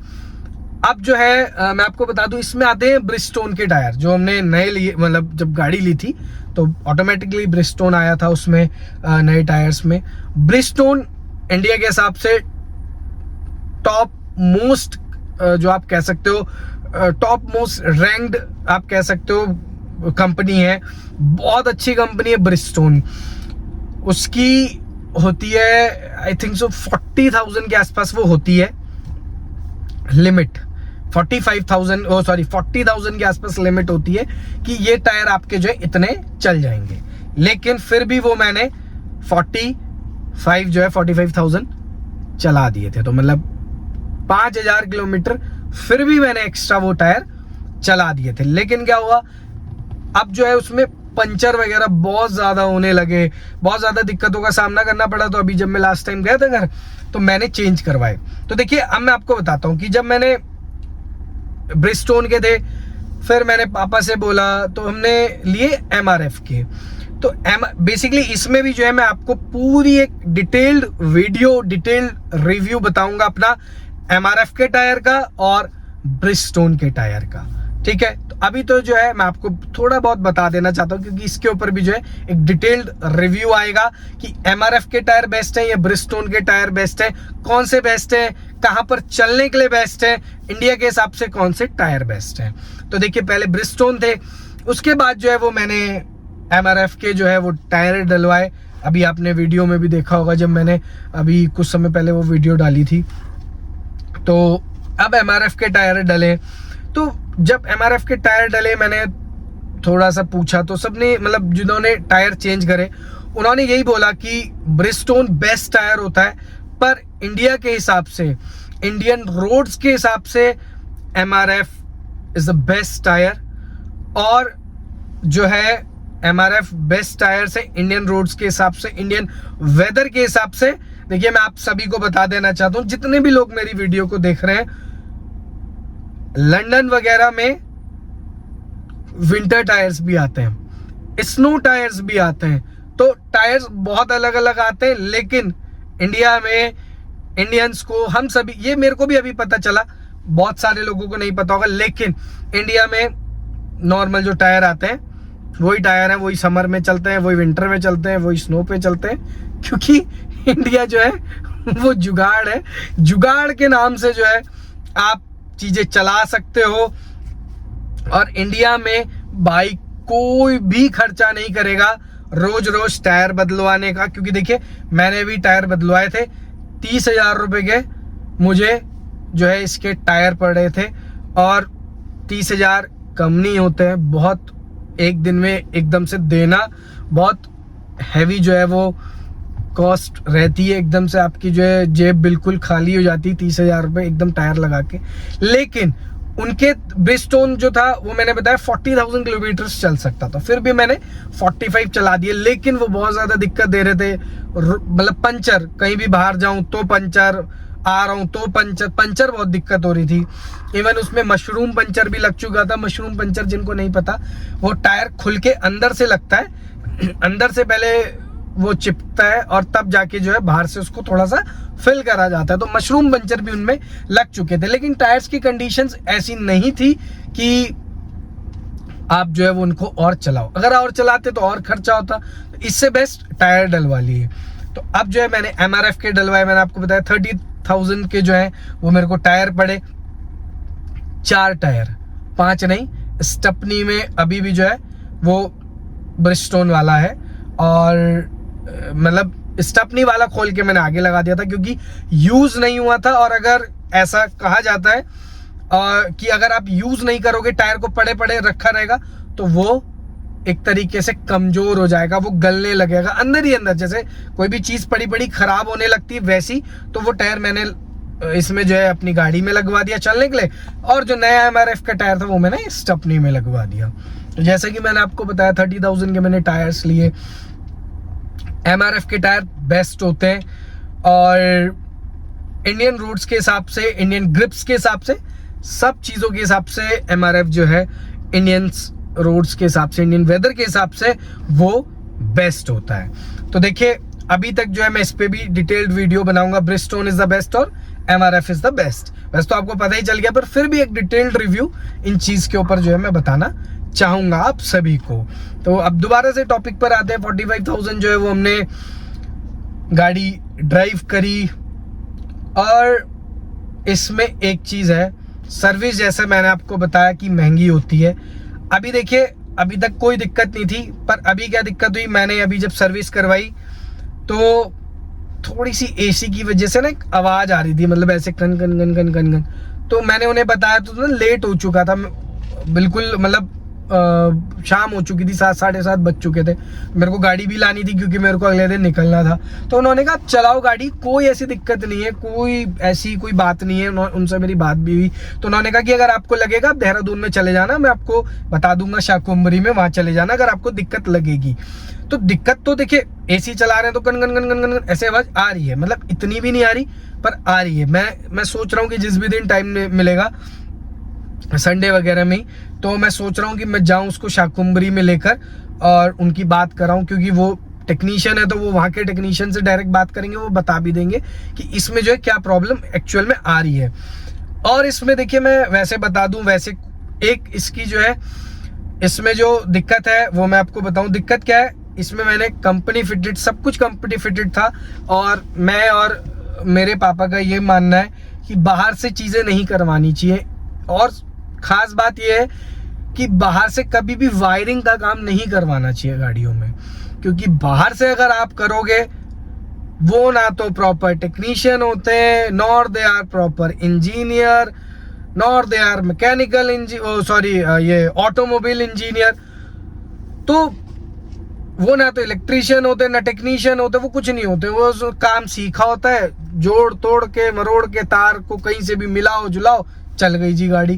तो ऐसे नहीं होता। गाड़ी मैं आपको बता दूं, अगर आप बाहर से कभी भी गाड़ी की वायरिंग का काम करवाते हो और गाड़ी में कोई भी फॉल्ट हो गया, गाड़ी में कहीं भी फ्लक्चुएशन आ गई, स्पार्क हो गए, आग लग गई, कंपनी आपको क्लेम नहीं देती है, क्योंकि कंपनी यही पहले चीज चेक करती कि ये सब चीजें आई क्यों, और अगर आई तो इनके पीछे कारण था क्या।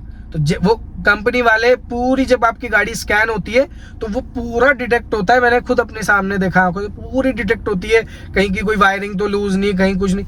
वो आप सर्विस कराते रहोगे, आपको कुछ नहीं बोलेंगे, लेकिन अगर किसी दिन कुछ ऐसा आपके साथ अनहोनी हो जाती है तो मैं आपको बता दूं, आप उस चीज को बाहर दिखाओगे, वो अंदर तो वो लेंगे ही नहीं, वो तो खुद हैंड्स अप कर देंगे कि हम कुछ नहीं कर सकते इसका। अब आपने बाहर दिखाया है तो आप बाहर ही दिखाओ, क्योंकि अगर वो छेड़ेंगे तो फिर से पूरी वायरिंग वैसी लगेगी जैसे प्रॉपर कंपनी फिटेड आती है। तो इसमें जो है कैमरा जो आया वो कंपनी फिटेड था, इसका स्टीरियो सिस्टम कंपनी फिटेड था, लेकिन इसमें एक प्रॉब्लम है। स्टीरियो सिस्टम भी जो है, इसमें क्या हो रहा है, मतलब हो गए 2-3-4 महीने हो गए कि चलते चलते ना बीच में अचानक से बंद हो जाता है। कोई लोकल कंपनी का स्टीरियो नहीं है, पायोनीर का है, पर फिर भी जो है वो बंद हो जाता है। तो मैं एक बार उसको भी दिखाऊंगा। साथ ही साथ इसका जो क्रूज कंट्रोल होता है, जो ये आप हाथ में जो स्टीयरिंग होता है उसमें जो देखते हो, वॉल्यूम बढ़ाना घटाना, चैनल चेंज करना, म्यूट करना, कॉल उठाना, तो ये ना इनके अंदर जो है वो एक वो होता है, प्लग होता है इसके अंदर। तो वो मैंने देखा प्लग होता है प्लास्टिक का, वो स्टीरियो के अंदर लगता है, जो स्टीरियो की जो स्क्रीन होती है उसके पीछे लगता है जब वो फिट होता है। तो वो क्या हो रहा है, वो मैंने 2 बार चेंज करा दिया, 2 बार नहीं, हाँ 1 बार चेंज करवा दिया है। तो वो क्या हो रहा है, वो दिक्कत दे रहा है, और अब वो दिक्कत दे रहा है बार बार, वो मतलब ये काम नहीं कर रहे। तो मैंने जो है वो फिर चेंज अब नहीं करवाया, मैं हाथ से ही वॉल्यूम ऊपर नीचे उसमें स्टीरियो में है सिस्टम है, उसी से कर लेता हूँ। क्योंकि वो देखिए वो बहुत ज्यादा कॉस्टली पड़ता है आपको। वो 4000 की 5000 का एक प्लग आता है, इतना सा प्लास्टिक का वो लगता है, और तब जाके आपका स्टीरियो जो है वो ये क्रूज कंट्रोल जो है आपका, जो स्टीयरिंग पे कंट्रोल्स होते हैं वो काम करता है। तो मैं वहीं से कर रहा था, लेकिन अब जो है 1-2-3 महीने से क्या प्रॉब्लम आने लगी कि चलते चलते ना बंद हो जा रहा था। मेरे को लग रहा है तो कुछ अंदर वायरिंग की दिक्कत है, कुछ हिल गई होगी वायरिंग झटकों वगैरह में, तो क्या हो रहा है चलते चलते अचानक बंद हो जाता है। तो इसको जो है मैं जब वो इसकी जो गन वाली जो दिक्कत है, एक बार वो चेक कराऊंगा, तो मैं इसका स्टीरियो भी जो है वो चेक करा लूंगा। और स्टीरियो भी जो है उसमें मैंने कंपनी फिटेड लगा रखा है। तो अभी तक जो है वो मैंने आपको बताया क्या दिक्कत का सामना। देखिए टायर तो जब गाड़ी चलेगी तो टायर भी चेंज होंगे, फिर भी मैंने 5000 किलोमीटर ज्यादा चला दिए थे, टायर चेंज हुए हैं अभी तक। जो सर्विसेज हुई है वो तो हुई है, मैंने बताया कॉस्टली कैसे रहती है सर्विस वो।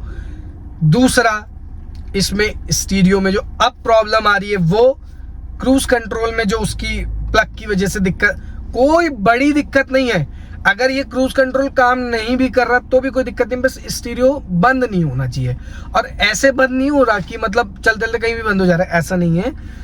मतलब ऐसे है कि 1 महीने 2 महीने में एक बार बंद हो रहा है, 15 दिन 20 दिन में एक बार कभी बंद हो जा रहा है, और बंद होके अपने आप ऑन हो जा रहा है। तो वो भी कोई दिक्कत नहीं है, इतना बड़ा इश्यू नहीं है, पर फिर भी मैं एक बार चेक करा लूंगा, क्योंकि ये सब चीजें क्या होती है, इंटरनल इनमें वायरिंग्स होती हैं। तो कोई ऐसा ना हो कि कहीं इसमें इंटरनल वायरिंग्स की जो है वो दिक्कतों का सामना जो है वो करना पड़े। तो इसमें जो है कन वाली आवाज आ रही है वो हो गई।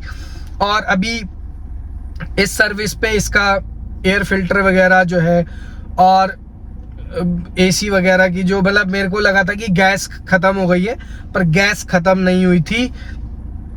एसी का जो फिल्टर होता है वो साफ नहीं था, तो उन्होंने क्या करा, वो साफ करा और वो वापस से लगा दिया। तो मतलब वो फिर जो है आपको बहुत इजीली जो है वो चलने लगा। तो इसमें कोई एसी की भी कोई ऐसा दिक्कत नहीं थी। और मैंने बताया इसमें पीछे भी एसी है।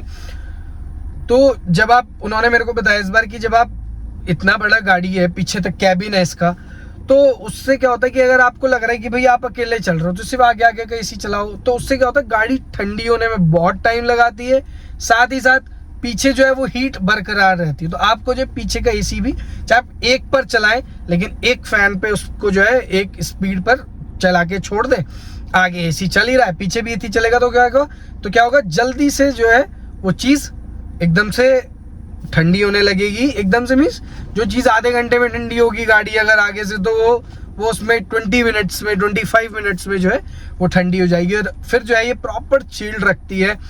एसी भी सही है, कोई दिक्कत नहीं है, मैंने आपको बताया। और बाकी जो है सर्विस हुई थी, इसकी सर्विस तो होती रहती है प्रॉपर, जब मैं जितने किलोमीटर पे होती है वो मैं करवाता रहता हूँ। और इस बार जो है इसका एयर फिल्टर वगैरह जो है वो भी चेंज हुआ था, वो तो पहले भी हुआ था, मतलब वो हर 10,000 की 20,000 किलोमीटर पर होता है। ब्रेक शू इसके चेंज हुए थे, इस बार नहीं, वो पहले हुए थे। तो ये इस बार इसका जो है स्पार्किंग प्लग जो होता है, जिससे आप गाड़ी ऑन करते हो, जब आप सेल्फ लेते हो तो वो स्पार्क करती है, तभी तो करंट जनरेट होता है, तो गाड़ी एकदम से ऑन हो जाती है, वो चेंज हुआ इसका। तो कुल मिला के आप इस गाड़ी पर जा सकते हो, वर्थ इट है। और अगर आपका मतलब 13 से 15 लाख के बीच का बजट है तो आप इस गाड़ी को इजीली ले सकते हो, बहुत आसानी से ले सकते हो, बहुत कंफर्टेबल गाड़ी है, जितना सामान आप भरना चाहें भर सकते हैं, जा सकते हैं। और कुल मिला के कुछ भी बोलो, ड्राइवर की सीट भी बहुत कंफर्टेबल है। मतलब आज तक मेरे को भगवान की दुआ से कभी ऐसा नहीं लगा कि मतलब जो है चलाते चलाते और सीट्स कंफर्टेबल हैं, ये सीट कंफर्टेबल नहीं है, नहीं, ऐसा नहीं है। और मैं आपको बता दूं कि जैसे और गाड़ियां जो है अब आने लगी हैं, जैसे क्रेटा, एल्काजार, ये सब, इनमें क्या है वेंटिलेटेड सीट्स है, फॉर्च्यूनर्स वगैरह में, तो देखिए कहीं ना कहीं कॉस्ट भी तो बहुत ज़्यादा है ना फिर उन गाड़ियों की। लेकिन इसका एसी आगे वाला चलाओ फिर पीछे वाला चलाओ, तो इससे इतना चिल्ड हो जाती है गाड़ी, आप यकीन नहीं मानेंगे, आपको कोई भी वेंटिलेटेड सीट्स का कुछ भी ऐसा नहीं लगता। सामान रख दो, मिठाइयाँ रख दो, पर एसी चला होना चाहिए। मिठाइयाँ रख दो गाड़ी में, 4-4, 5-5 घंटे मिठाइयाँ रखी हैं तेज धूप में, और गाड़ी का एसी ऑन है, ये भी मैंने एक्सपीरियंस करा हुआ है। गाड़ी में मिठाइयाँ रखी हैं, पीछे पूरी पीछे तक सीट पूरी मिठाई की लबालब है, लेकिन एसी चल रहा है, आगे का भी पीछे का भी, तो कुछ खराब नहीं हुआ, कुछ नहीं। एक डब्बा भी जो है आप कह सकते हो मिठाई का एक तिनका भी खराब नहीं होता। आप देख सकते हो कूलिंग की मैं आपको बात बता दूं, इस बार जो उन्होंने मेरे को, जब इसका एयर फिल्टर वगैरह जो एसी का फिल्टर था वो साफ करा, एयर फिल्टर तो नया लगा, एसी का जो था फिल्टर साफ करके जो लगाया, उन्होंने मेरे को टेम्परेचर दिखाया गाड़ी का 6 से 60 डिग्री टेम्परेचर आते हुए। अगर आप इसका एक नंबर पर एसी चलाओगे, आगे सिर्फ एक पर और पीछे भी एक पर चलाओगे, आपको गाड़ी आधे घंटे से 45 मिनट के अंदर, 30 से 45 मिनट के अंदर अंदर आपको गाड़ी का टेम्परेचर 6 से 60 डिग्री मेंटेन हो जाएगा। बाहर कितनी गर्मी हो रही हो, अब आप देखिए बाहर हो रहा है सपोज मानिए 35 डिग्री 40 डिग्री टेम्परेचर, और आप बैठो 6 डिग्री में। तो मेरे पापा तो खैर ऐसे करते हैं कि जैसे वो जा रहे हैं मेरे साथ कहीं, या हम सब कहीं जा रहे हैं, कहीं रुकना हो तो उससे 15 मिनट पहले, 10 मिनट पहले, चाहे गर्मी कितनी हो रही हो, एसी बंद कर देते। क्यों? वो कहते हैं कि बॉडी का टेम्परेचर इतना, मतलब थोड़ी सी बॉडी में हीट जनरेट हो जानी चाहिए, ताकि जब आप बाहर उतरे तो एकदम से आपको जो है एकदम से भपका जो है वो गर्मी का ना लगे, ताकि आपकी तबीयत ना खराब हो। तो ये सब चीज़ें जो है वो मैंने अपने पापा से सीखी है, जो कि उन्होंने बहुत सही चीज़ें जो है वो उन्होंने बताई। और जो है मैं आपको इसमें बता देता हूँ कि जैसे मैंने आपको बताया बहरोड गए थे हम भैया की शादी में, तो हमारा तो सामान था ही, फिर क्या हुआ वहाँ से मेरी नानी जी, मेरी लैंसडॉन जो रहती है मौसी, वो और छोटा भाई मेरा शौर्य, वो 3 भी ऐड हुए। तो हम कितने लोग हो गए? 5 तो हम पहले थे, और 3 लोग जो है वो और ऐड हो गए, मेरी नानी जी, मेरी मौसी और उनका बेटा छोटा भाई मेरा शौर्य। तो हम 3 लोग हो गए। और मेरी नानी जी लोगों का भी सामान था पूरा।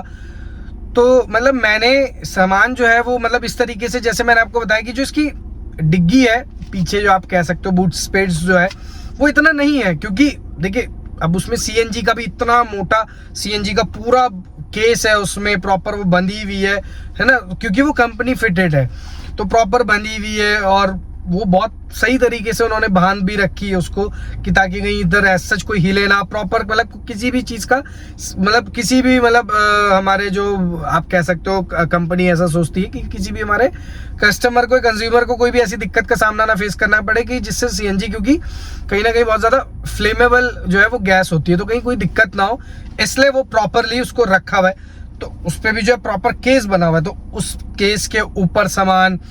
उसके बाद मैं आपको बताऊं, एक सीट मैंने पीछे वाली भी प्रॉपर लेट डाउन हो जाती है, मैंने आपको बताया था बेड बनाया था जैसे, तो एक सीट लेट डाउन करी नीचे को, और उसमें सारा सामान, पीछे सामान प्रॉपर एडजस्ट करा। देखिए एडजस्ट करना आना चाहिए सामान को, वो पूरा एडजस्ट करा।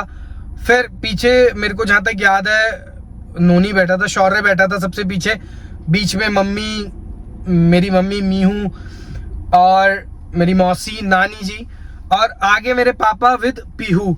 तो मतलब हम, मतलब मेरे को अगर आप एक्सक्लूड करेंगे तो फिर भी 7 लोग थे, क्योंकि मैंने तो ड्राइव करना था, और पूरी रात ड्राइव करी है हमने वहां से। मतलब हम निकल गए थे 12 बजे, 2 बजे के समथिंग जो है वो निकल गए थे, और सुबह मॉर्निंग में मतलब 10 या 11 बजे हम कोडगर पहुंच चुके थे। पूरी रात मैंने ड्राइव करी, और मतलब बहुत कोहरा था। मतलब आप ये मान लो 20-30 किलोमीटर के आसपास वो जो दिल्ली मेरठ एक्सप्रेसवे है, वहां तो इतना कोहरा था कि दिख ही ना रहा था मेरे को। एक समय के बाद तो ऐसा मतलब इमेजिनेशन होने लगी मेरे माइंड में कि मैं बादलों के बीच में गाड़ी चला रहा हूँ, इतना कोहरा था, इतना डेंस फॉग था। लेकिन फिर भी जो गाड़ी की लाइट थी, गाड़ी के फॉग लैंप ने, उसने इतना साथ दिया इन सब चीजों ने, कि मतलब मेरे को कोई भी जो है वो डिफिकल्टीज का सामना फेस जो है वो नहीं करना पड़ा, कोई भी डिफिकल्टीज नहीं आई गाड़ी चलाने में। प्रॉपर गाड़ियों की वो जो हाईवे की वाइट जो लेंथ होती है, जो वाइट पट्टी होती है, उसको मैं देखता रहा, उससे जो है गाड़ी चलाता रहा। बहुत जो है आराम से जो है हमारा सफर जो है वो कट गया था। बहुत लंबी जर्नी थी, पूरी रात गाड़ी चलाई।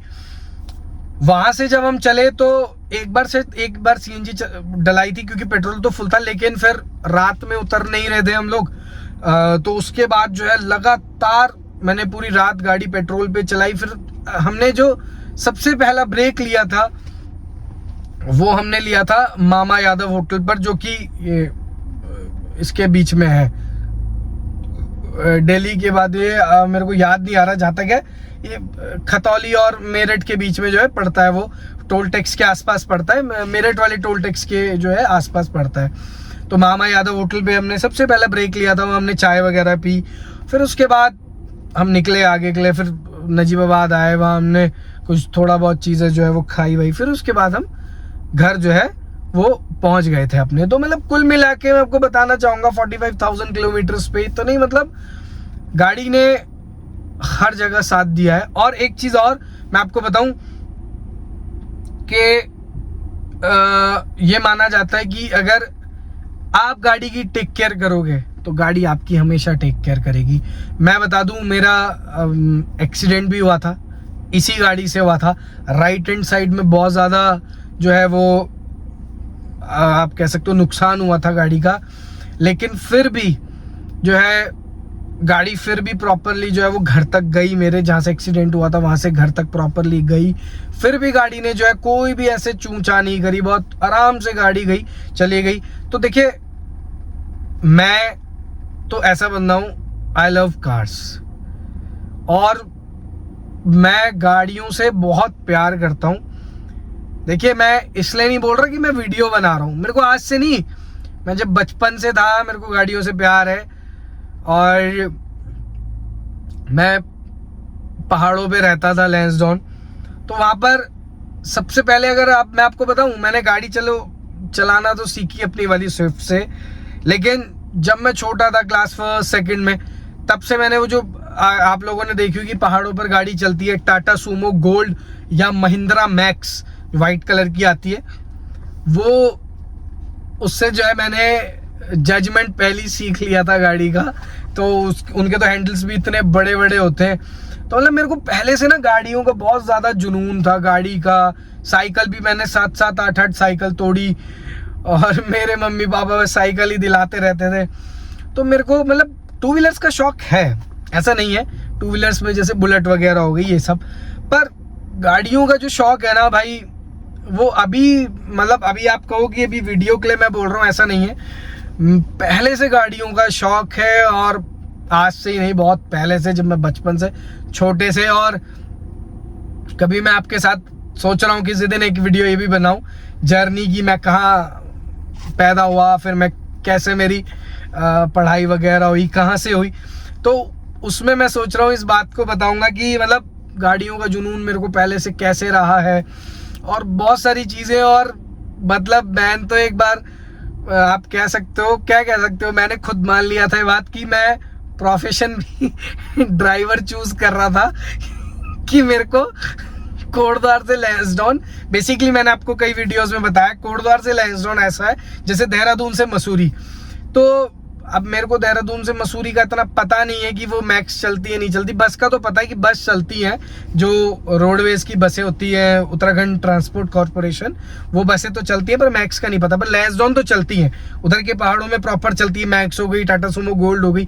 इवन मैं आपको बता दूं इस वीडियो के माध्यम से, मेरा आज भी मन है कि जब प्रॉपरली मैं फाइनेंशियली स्टेबल हूं, बहुत सारी ड्रीम कार्स हैं, एक नहीं है, बहुत सारी की मतलब बहुत सारी। मतलब मैं जब आपसे अपनी थोड़ी सी जर्नी शेयर करूंगा, तो मैं आपको अपनी ड्रीम कार्स के बारे में जो है वो बताऊंगा। और कौन सी ऐसी एसयू, मतलब मेरे जो पापा हैं उनको एसयूवीज बहुत पसंद है, मतलब जैसे ऊंची गाड़ियां जो होती हैं, तो उनको इसमें भी जो कहीं ना कहीं अर्टिगा में भी कहीं ना कहीं बैठ के ये फील आता है कि मतलब ऊंची है, और पीछे वाली सीट में बैठ के तो और भी ज्यादा आता है। और मैं आपको बता दूं, मेरे पापा तो इसमें बैठ के ऑफिस का काम भी कर लेते हैं, मतलब जैसे कहीं जा रहे हैं, फाइल पढ़ ली, और मीटिंग अटेंड करना, कुछ भी करना, वो सब गाड़ी में बैठे बैठे करा है। क्योंकि गाड़ी एक तरीके से साउंड प्रूफ रहती है, इतना बाहर का आवाज आता नहीं है, और गाड़ी में एसी चलता ही रहता है। एसी नहीं भी चल रहा तो खिड़कियां बंद रहती हैं, तो बाहर से इतना साउंड आता नहीं है। तो इन सब चीजों के लिए भी जो है ये गाड़ी बेस्ट है, और आप ले सकते हैं, वर्थ इट है बहुत ज्यादा। 13 से 15 लाख के बीच में अगर आपका बजट है, आप इस गाड़ी को जरूर लें। छोटी फैमिली हो, बड़ी फैमिली हो, आप लें, एक बार लें, और बहुत सही रहेगा। आप ले तो सही, और किसी की बात पे मत आइए कि कोई कहे अरे यार ये तो टूर गाड़ी है, ये तो टैक्सी। अरे टैक्सी गाड़ी होती तो हम येलो प्लेट लेते ना, तो टैक्सी में नहीं चलानी है हम अपने। आप बोलिए हमको अपने प्राइवेटली यूज करनी है, बात खत्म। हमारा मन है हम कोई सी भी ले। इस समय तो लोग हाइलेक्स ले रहे हैं, अब हाइलेक्स आई है। मैं तो जब छोटा था, लैंसडाउन रहता था, तो वहां पे जितने भी आड़त में बता दूं, ये आड़त का जो सामान होता है, ये चावल के कट्टे, आटे के कट्टे, ये तो उसमें आता था टाटा का जो योद्धा है, और हमारी जो पैरामिलिट्री फोर्सेस है वो यूज करती है टाटा का योद्धा। और अब तो आर्मी में टोयोटा की फॉर्च्यूनर्स आने लग गई। तो आप देख सकते हो ना, अब हाइलेक्स जो है, हाइलेक्स को आप क्या कह सकते हो, हाइलेक्स आप सभी ने देखी, टोयोटा की हाइलेक्स है। तो वो तो इवन मेरे मामा जी को पसंद आ गई थी। एक बार वो अभी डॉक्टर को दिखाने गए थे, जब विजिट करा था उन्होंने, तो यहाँ पर देहरादून में, तो एक डॉक्टर है, उनके पास है टोयोटा हाइलेक्स। तो आप कह सकते हो कि शौक बहुत बड़ी चीज है। हालांकि डॉक्टर बहुत डिसेंट होते हैं, डॉक्टर्स हो गए, एडवोकेट्स हो गए, ये व्हाइट कॉलर जॉब्स होती हैं, और ये लोग बहुत डिसेंट होते हैं। पर फिर भी देखिए, आप देखिए, ड्रीम था उनका, लेना रहा होगा ड्रीम। तो मेरे मामा जी को भी जो एकदम से बहुत पसंद आई वो Toyota Hilux, silver metallic colour में थी। तो बहुत ऊंची गाड़ी है, आप देखिए उसमें भी तो क्या है, वो भी 5 सीटर है, पीछे क्या है, पीछे एक तरीके से प्रॉपर एक ट्रक है वो। और जहाँ मैं रहता हूँ वहाँ सोसाइटी में भी जो है, वहाँ पर एक के पास है, वो रेड कलर की है टोयोटा हाइलेक्स। तो बहुत अच्छी गाड़ी है भाई, प्रॉपर एक ट्रक लगता है वो चलाने में। और इंडिया में तो ऐसा नहीं है, पर जर्मनी वगैरह अगर आप जाओगे, फिनलैंड वगैरह, और इधर फ्रैंकफर्ट वगैरह जाओगे, तो इधर जो है आप देखोगे लोगों ने अपनी गाड़ियों के पीछे कैरावैन बांधी हुई है, और कहीं जा रहे हैं और कैरावैन लेके, और उसमें खाना वाना सब बना रहे हैं। तो इंडिया के हिसाब से इंडिया में ऐसा नहीं होता। पर आप हाइलेक्स लें, मेरा भी बहुत मन है, जब फाइनेंशियली चीज़ें सही रहेंगी तो इंडिविजुअली, तब मैं लेना चाहूँगा। लेना क्या चाहूँगा, मेरे पापा को बहुत पसंद है ऊंची गाड़ियाँ, तो मैं चाहता हूँ कि हाइलैक्स में और जितनी भी और गाड़ियाँ हैं, डिफेंडर हो गई, ये सब हो गई, इन सब में जो है मैं उनको बैठाऊँ और मैं लूँ, पापा के लिए लूँ, मम्मी के लिए लूँ और मैं उनको घुमाऊँ। तो ये चीज़ें भी हैं, लेकिन जब तक गाड़ी देखे कोई भी ख़राब नहीं होती। पर अगर आपका बजट है इतना, आप लें, जरूर लें। मैं कह रहा हूँ मेरे कहने से लें, आप लें गाड़ी, कोई दिक्कत नहीं देगी भगवान की दुआ से। आप आराम से चलाएं, सेफ ड्राइव करें, और ऐसा नहीं कि गड्ढों में नहीं निकलेगी, पत्थरों में निकलती है, इजीली निकलती है। निकालने वाला होना चाहिए और ड्राइव करते हुए बहुत ज़्यादा कॉन्शियस रखें माइंड को। तो ये सब चीज़ें हैं। तो ये सारा का सारा जो है वो मेरा एक्सपीरियंस रहा इस गाड़ी को लेके। और मैं तो चाहता हूँ कि मैं इस गाड़ी को लेके दूर दूर जाऊँ, ट्रैवल करूँ, क्योंकि इसमें ना क्या है, सामान बहुत आता है। और अगर आपको ट्रैवल व्लॉग्स बनाने, आप बहुत बना सकते हो इसमें, क्योंकि आप कितने लोग जाओगे ट्रैवल में, 2 लोग 3 लोग। अगर आप कहीं बहुत लॉन्ग रूट पे जा रहे हो, 2 लोग 3 लोगों का सामान तो इतना आएगा, 4 लोगों का सामान पूरा आ सकता है। प्रॉपर एक ट्रक है भाई ये। अगर जब आप इसे मोड़ते हो ना, और जब आप इसे मोड़ो कहीं पे और कहीं पर भी यू टर्न लो, तो ये प्रॉपर एक ट्रक लगती है। अगर जैसे मैं कहीं पे मोड़ता हूँ और वहाँ पे ट्रैफिक चल रहा है, एक जो है इजी कट में मुड़ती नहीं है, वापस बैक करके फिर मोड़ना पड़ता है, तो प्रॉपर जाम लगता है, आगे से पीछे, उधर right hand side, left hand side, सब जाम। और गाड़ी का जो है वो लोग मुड़ने का वेट कर रहे होते हैं। तो ये कहीं ना कहीं आप कह सकते हैं जहाज है। जब आप इसे चलाओगे तो आपको महसूस होगा। और पहाड़ों में जब आप चलाओगे, मैंने तो चलाई है, हम तो पहाड़ों के निवासी हैं, तो वहाँ तो मैंने चलाई है, तो वहाँ तो जो मतलब इसकी जब आप कटिंग काटोगे, और लंबी लंबी कटिंग, ऐसा लगेगा जैसे उत्तराखंड रोडवेज की बसें चला रहे हो। तो वो मतलब बहुत बढ़िया जो है वो एक्सपीरियंस इसका रहता है। इवन जब आप इसमें सबसे पीछे की सीट में बैठोगे, तब भी कोई ऐसा आपको नहीं होता कि आपको उल्टी का हो रहा है, कुछ हो रहा है थोड़ा सा। लेकिन जब मैंने ये एक्सपीरियंस खुद भी करा है, और जैसे कभी कोई बैठा भी है तो उनसे भी पूछा, तो उन्होंने भी बोला है कि जब इसमें गाड़ी में जब कट लगते हैं, गाड़ी घूमती है, तो ऐसा लगता है कि कोई प्रॉपर एक जहाज घूम रहा होगा एक साइड को। तो ये है, गाड़ी में बैलेंसिंग बहुत अच्छी है। कहीं ऐसा नहीं है कि गाड़ी 100 चलाओ, 120 चलाओ, 140 चलाओ, नहीं चलानी। पर एक टेस्ट के लिए मैंने बताया, ऐसा नहीं है कि गाड़ी, आप अगर स्टीयरिंग भी छोड़ोगे तो ऐसा नहीं करेगा कि गाड़ी का स्टीयरिंग कांप रहा है। जैसे वैगनार जब हम पर थी तो कांपता था, पापा ने बताया था, तो वो 100 के बाद ना कांपता था, मतलब स्टीयरिंग तो नहीं हो पाता था, वो उतना बेरेबल टॉलरेबल मतलब गाड़ी नहीं है जी, उतना टॉलरेट कर ले। तो ये चीजें हैं, लेकिन ये है आपको इसमें प्रॉपर सेंसर्स हैं, प्रॉपर बताएगी जब 80 किलोमीटर प्रति घंटे की रफ्तार से होगी, एक बार देगी टूटू, जब 100 पे आओगे फिर देगी टूटू, जब 120 क्रॉस कर लोगे तो लगातार बजेगा बीप, टू टू टू टू। क्यों? क्योंकि वो आपको बता रही कि थोड़ा सा से नीचे जो है वो आप स्पीड करो, क्योंकि बहुत ओवर जा रही है। तो ये गाड़ी है और अच्छी गाड़ी है। और इस गाड़ी को देखिए, मेरे को ऐसा लगता है जिन्होंने भी बनाया, जो भी इसके इंजीनियर है, कहीं ना कहीं देखिए यही सोच के बनाया, क्योंकि हर कोई इतनी बड़ी गाड़ी एकदम बजट फ्रेंडली नहीं देता। मारुति तो खैर देता ही गाड़ी बजट फ्रेंडली है, तो ये गाड़ी कहीं ना कहीं बजट फ्रेंडली है, सर्विस इसकी बजट फ्रेंडली है, और हर एक चीज़ इसमें गाड़ी में अच्छी है। पीछे एसी है, सब कुछ है, प्रॉपर पानी रखने की जगह है। और जब आप आगे की सीट्स देखोगे, दोनों पायलट और को पायलट, उसमें तो आप प्रॉपर मिल्टन वगैरह की बॉटल्स भी रख सकते हैं। लगभग इतना मोटा जो है इसका एक जो है होल होता है पानी की बॉटल्स का। और पीछे भी जो है आप उसमें और रैक भी होती है, आप जो है वहां पर भी जो है पानी रख सकते हैं। तो ये सब जो है, ये सारा का सारा मेरा एक्सपीरियंस रहा इसका। 45,000 किलोमीटर्स हमने जो है ड्राइव करा इस गाड़ी को लेकर, और अच्छा एक्सपीरियंस है यार। और अगर आपको सीएनजी नहीं लेनी, आपको ऐसा है कि यार देखिए सीएनजी कहीं ना कहीं, देखिए मैं बताऊं, सीएनजी तभी आदमी डलाता है जब थोड़ा सा फ्री हो। फ्री नहीं है तो देखिए वो नहीं डलाता, क्योंकि देखिए सीएनजी पे कहीं ना कहीं आपको ऐसा होगा ही नहीं कि आप जाओ और एकदम से सीएनजी मिल जाए, नहीं। आगे 1-2 गाड़ी तो मिनिमम खड़ी रहती है, तो टाइम लगता है। तो इसलिए आदमी सोचता है कि चलो यार पेट्रोल से चलो। तो सीएनजी भराने के लिए कहीं ना कहीं आपके पास टाइम भी होना चाहिए, तभी आप सीएनजी फिलअप करवाते हो, अदरवाइज आप पेट्रोल पे चलते हो। लेकिन पेट्रोल और सीएनजी के एवरेज में जमीन आसमान का अंतर है। और इसमें जो है मैंने अलॉय व्हील्स भी ले रखे हैं, कंपनी फिटेड है। वैसे कंपनी 4 देती है, हमें 5 दी है। सबकी गाड़ियों में 4 आते हैं, पर फिर भी 5 दिए हैं इसमें। तो वो सब पैसा इंक्लूडेड रहता है, पर 5 है, पूरे 5 है। तो स्टेपनी में भी है।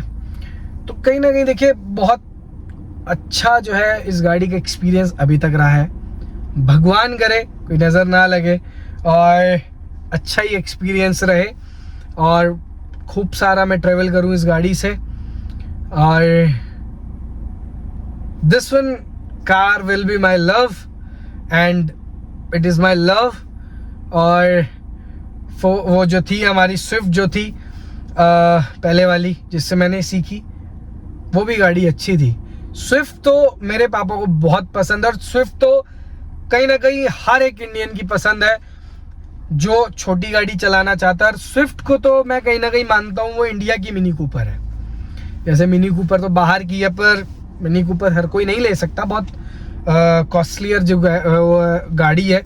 पर इंडिया की मिनी कूपर तो भाई स्विफ्ट है, और उसको मॉडिफाई करा के उसमें कुछ भी मॉडिफिकेशन कराओ, कुछ भी, वो सारा मॉडिफिकेशन जो है वो उसमें अच्छा लगता है। लेकिन मैंने इसमें कोई मॉडिफिकेशन नहीं करवाया हुआ, और बस इसमें मैंने जो आफ्टर मार्केट काम कराया था वो 2 काम है। एक ये लगवाए थे जो इसके ये होते हैं सन के, जो होते हैं, जो नाम भूल गया मैं इनका, सन शेड्स, वो लगवाए थे। और एक इसमें पीछे गार्ड लगवाया था जो कि प्रोटेक्ट करता है आपकी गाड़ी को। अगर पीछे से कोई गाड़ी मारे तो पहले गार्ड पे लगती है, गाड़ी पे बाद में लगती है। तो ये सब जो है वो मेरा एक्सपीरियंस रहा इस गाड़ी को लेकर, और अच्छा एक्सपीरियंस है, कंफर्टेबल गाड़ी है। आप सभी लोग एक बार जरूर लें, मेरे कहने से लें, बजट अगर आपका इतना जाता है तो। और बाकी सारी चीज़ें इसमें ठीक है। और इसमें आपको जो साइड मिरर्स हैं वो भी ऑटोमेटिक मिलेंगे, आप अंदर से ही उन्हें एडजस्ट कर सकते हो, बंद कर सकते हो, ओपन कर सकते हो। और उनको जो उनके मिरर्स का जो एडजस्टमेंट्स होगा वो भी आप अंदर से कर सकते हो। इसमें राउंड जो है वो दिया रहता है, गोला सा।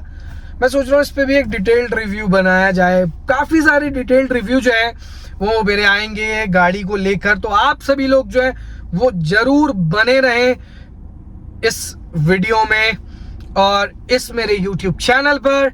और जिन्होंने अभी तक सब्सक्राइब नहीं करा है वो प्लीज़ सब्सक्राइब कर लें, तभी जो है मैं आप सभी के लिए बहुत बेहतरीन जो है गाड़ियों के वीडियोस जो है वो लाता रहूँगा, डिटेल्ड रिव्यूज़ जो है लाता रहूँगा। अभी तो मैं आपको बता दूँ जो लाइनअप में है वो टायर जो है वो रिव्यू है, टायर का रिव्यू जो है वो आप सभी को देना है। बहुत अमेजिंग वीडियो रहने वाली है वो भी, और चीज़ भी है। और गाड़ी को लेना वर्थ इट है नहीं है, ये सब जो है मैं आपको बताऊंगा। इसकी भी एक डिटेल वीडियो बनेगी, हालांकि ये भी एक प्रॉपर डिटेल वीडियो बन चुकी है, पर आप उसके लिए भी जो है वो सब्सक्राइब कर लें ताकि और नोटिफिकेशन बटन दबा लें, ऑन कर लें, ताकि जैसी मेरी वीडियो है वो आप सभी को तुरंत देखने को जो है वो मिले। तो ये सारा का सारा जो है वो मेरा एक्सपीरियंस रहा इस गाड़ी के साथ। 45,000 किलोमीटर तक का सफ़र, जैसे जैसे हम इसमें आगे सफ़र करेंगे, आगे किलोमीटर्स बढ़ेंगे, आशा करता हूं कि आप सभी लोग मेरे चैनल से यूं ही बने रहेंगे, यूं ही सपोर्ट और प्यार जो है वो अपना बरसाते रहेंगे मेरे ऊपर। लाइक शेयर कमेंट करना बिल्कुल भी ना भूलें। और कौन कौन सी आपको वीडियोस चाहिए मेरे से, गाड़ियों की related, law related content, life से रिलेटेड कंटेंट या गाड़ियों से रिलेटेड कंटेंट, वो आप जरूर मेरे को बताएं। मेरे लॉ जो है ये जो चैनल है मेरा law and life with advocate Ujjwal, उसको जो है सब्सक्राइब करके जरूर रखें, नोटिफिकेशन जो है ऑन करें, बेल आइकन जरूर दबाएं, और हमारे साथ ऐसे ही हमारा यूं ही जर्नी में साथ देते रहें। आशा करता हूं आप सभी को वीडियो जो है बेहद पसंद आया होगा। एक और नई वीडियो के साथ, एक और अच्छी सी वीडियो के साथ आप सभी के साथ मुलाकात होगी एक और बार फिर से। तब तक के लिए सेफ रहें, सुरक्षित रहें, जहां भी रहें अच्छे रहें, खुशल रहें, और धन्यवाद, नमस्कार।